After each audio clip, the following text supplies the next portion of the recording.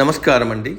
భగవద్గీతలో నేడు 11వ అధ్యాయము విశ్వరూప సందర్శన యోగం నందు 30వ శ్లోకము తాత్పర్యం వినిపిస్తున్నది మీ విజయభాస్కర్.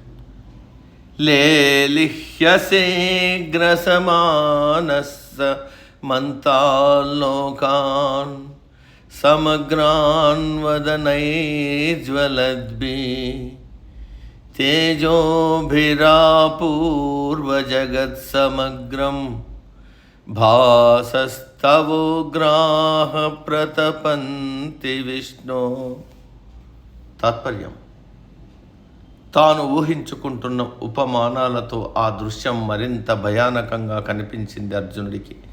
తన అన్నయ్య భీముడు లాంటి వాడు విస్తరి నిండా భోజన పదార్థాలు వడ్డించుకొని అన్నిటినీ రుచి చూస్తూ ఎలా ఆరగిస్తూ ఉంటాడో, నాలుకతో పెదాలను నాక్కుంటూ పళ్ళ సందున ఇరుక్కున్న పదార్థాలను నాలుకతో నోట్లోకి లాక్కుంటూ పెదాలతో చప్పరిస్తూ ఎలా తింటూ ఉంటాడో, అదే మాదిరి తన ఎదుట కనిపిస్తున్న భయంకర రూపం ఈ లోకాలలో ఉన్న సమస్త జీవరాశులను ఆరగిస్తున్నట్టు భ్రమ చెందాడు అర్జునుడు.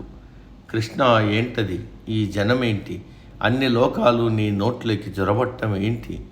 ఈ జీవరాశులను అంతా నీవు నమిలి మింగేయడం ఏమిటి? అలా నములుతూ మింగుతూ ఉంటే నీ పళ్ళలో చిక్కుకున్న వాటిని నీవు ఆత్రంగా నాలుకతో లోపలికి లాక్కోవడం, నీ పెదాలను చప్పరించడం, నాకేయడం, ఇదంతా ఏమిటి? అంతా విచిత్రంగా ఉందే. పైగా నీ ఉగ్రమైన శరీర కాంతితో ఈ లోకమంతా తప్పించిపోతూ ఉంది.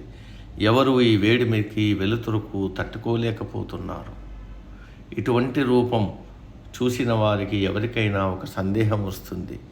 దేవుడు కరుణామయుడా లేక క్రూరుడా? లేకపోతే ఈ వినాశనం ఏమిటి? ఈ క్రూరత్వం ఏమిటి అని సందేహం కలుగుతుంది. అది క్రూరత్వం కాదు, పరమాత్మ దయ, కరుణ.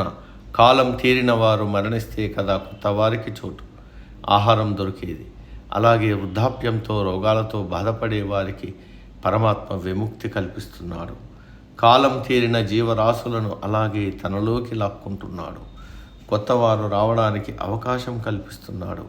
ఇలా అనుకుంటే పరమాత్మ మన మీద దయ చూపించి మరణమనే వరాన్ని మానవులకు ప్రసాదిస్తున్నాడు అని అనుకోవాలి. 70 సంవత్సరాలు దాటిన తర్వాత వృద్ధాప్యంతో రోగాలతో బాధపడుతూ ఈ లోకం నుండి ఎంత త్వరగా వెళ్ళిపోతే అంత మంచిదని ఎంతోమంది అనుకుంటూ ఉంటారు. ఈ భారీ శరీరాన్ని మోయలేక, రోగాలతో బాధపడలేక తొందరగా చావు వస్తే బాగుండని కోరుకునే వాళ్ళు ఎంతోమంది ఉన్నారు. మరి పరమాత్మ వారందరికీ మరణం ప్రసాదించి వారిని బాధల నుండి విముక్తుల్ని చేస్తున్నాడు కదా. కొత్తగా పుట్టే వారికి చోటు కల్పిస్తున్నాడు కదా. ఇలా భావిస్తే దేవుడు కరుణామయుడే కదా. ఆలోచించండి.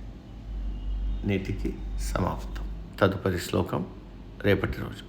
సర్వే జన సుఖినో భవంతు. అందరూ బాగుండాలి, అందులో మనం ఉండాలి.